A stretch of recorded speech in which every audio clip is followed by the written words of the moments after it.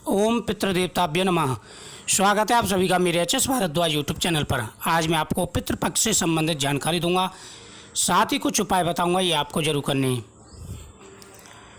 पूर्वजों की अधूरी इच्छाओं का संकेत होता है पितृदोष कारण। अगर किसी के ऊपर पितृदोष लग जाता है तो उसके निम्न कारण होते हैं। किसी सत्पुरुष, ब्राह्मण या कुल गुरु का अनादर करना। अगर ऐसा किया है तो आपके ऊपर पितृदोष जरूर लगेगा। गौ हत्या और पितरों को जल अर्पित न करना भी पितृदोष का कारण होता है। अगर पितृपक्ष में पितरों की पूजा ना की जाए तो पितृदोष लग जाता है। 1 साल के बाद में 16 दिन पितरों के होते हैं जो पितृपक्ष कहलाते हैं। इन महत्वपूर्ण दिनों में पितरों के नाम से श्राद्ध कर्म किए जाते हैं। अन्न, जल, वस्त्र ब्राह्मणों को दिया जाता है, वह सूक्ष्म रूप से उन्हें प्राप्त हो जाता है। पितृ लोग संतुष्ट होकर के आशीर्वाद देते हैं, जिससे पितृदोष दूर हो जाता है और वंश की वृद्धि होती है। हिंदू पंचांग में पितरों के श्राद्ध कर्म के लिए विशेष समय निर्धारित किया गया है, जिसे पितृपक्ष कहते हैं।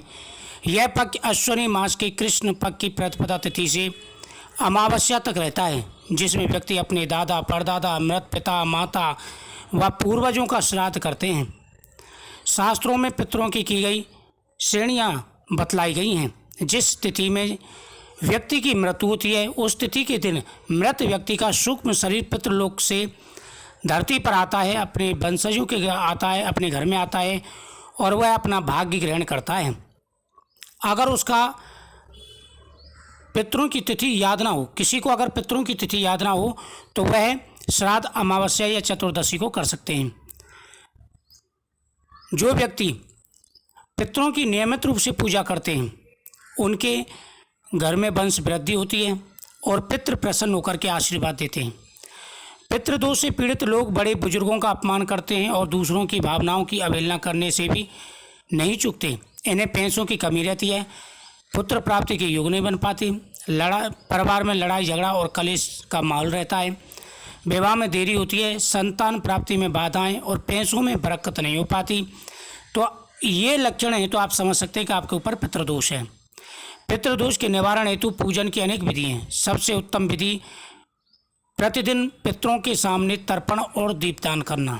जो व्यक्ति प्रतिदिन पितरों के सामने तर्पण करते हैं, पीपल वृक्ष पर उनके नाम से जल देते हैं और गाय के लिए मीठा खिलाते हैं, ब्राह्मण को भोजन कराते हैं, दान करते हैं और साथ ही पीपल वृक्ष के नीचे दीपक जलाकर के साथ परिक्रमा प्रतिदिन करते हैं, उनकी मनोकामना पूरी हो जाती है। पुत्र, पत्नी, सहोदर, भाई आदि श्राद्ध करने के अधिकारी होते हैं, अर्थात सबसे पूर्व मृतक का पुत्र श्राद्ध करे। यदि पुत्र नहीं हो तो पत्नी श्राद्ध करे। पत्नी भी ना होने पर सहोदर भाई श्राद्ध कर सकते हैं। अमावस्या के दिन सभी पितरों का श्राद्ध किया जाता है। तो प्रतिदिन आपको क्या करना है कि पितरों के नाम से पीपल वृक्ष पर जल चढ़ाना है, तिल डाल करके हाथ में कुशा लेकर के ओम सर्व पितृदेवताभ्यो तर्पयन्ताम, ऐसा प्रतिदिन आपको करना है। उसके बाद वहाँ पर दीपक जलाना है और एक दीपक आपको पितरों की फोटो के सामने भी जलाना है। एक दीपक भगवान शिव के सामने और एक दीपक भगवान विष्णु के सामने जलाना है। प्रतिदिन पितरों के सामने क्षमा याचना करनी है। ओम सर्व पितृदेवताभ्यो नमः, इस मंत्र का जाप करना है। नियमित रूप से अगर आप ऐसे पूजन करेंगे तो पितृदोष दूर होगा और आपकी मनोकामना पूरी होगी। यदि पितृ अमावस्या के दिन या पितृपक्ष में प्रतिदिन जब आप अपने पितृ का श्राद्ध कर रहे हैं, दरवाजे पर कोई भिखारी आ जाता है तो समझ लीजिए कि आपकी पितरों ने पूजा स्वीकार कर ली है। उसको बैठा करके भोजन कराएं, तभी उसको जाने दें। तो पितृपक्ष में इन बातों का विशेष रूप से आपको ध्यान रखना है। मुझे उम्मीद है आपको ये जानकारी अच्छी लगेगी। आप पितृपक्ष में प्रतिदिन ये उपाय करेंगे, आपको लाभ मिलेगा और पितरों के आशीर्वाद से आपको पुत्र प्राप्ति अवश्य होगी। प्रत्येक व्यक्ति का कर्तव्य है कि पितरों की पूजा पितृपक्ष में जरूर करें।